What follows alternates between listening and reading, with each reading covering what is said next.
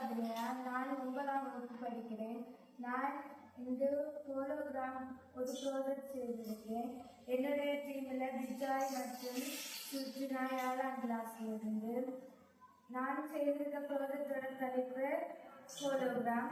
ஒரு மொபைலில் நம்ம ஒரு வீடியோ பார்த்தா தனியாட்டு பார்க்கலாம். ஒன்றுக்கும் மேற்பட்ட பேருக்கு பார்க்கறதுக்கு ஹோலோகிராம் இது பயன்படுகிறது. இதற்கு ப்ரொஜெக்டர் போன்ற கருவிகள் தேவையில்லை. இது ஒரு பட்ஜெட் ஃப்ரெண்ட்லி ஆகும். இதற்கு நான் பயன்படுத்திய பொருட்கள் cardboard, colour paper, plastic sheet. தத்துவம்: ஹோலோகிராம் என்பது ஒளி அளவுகளை குறிப்பை கொண்டு செயல்படுகிறது. நன்றி.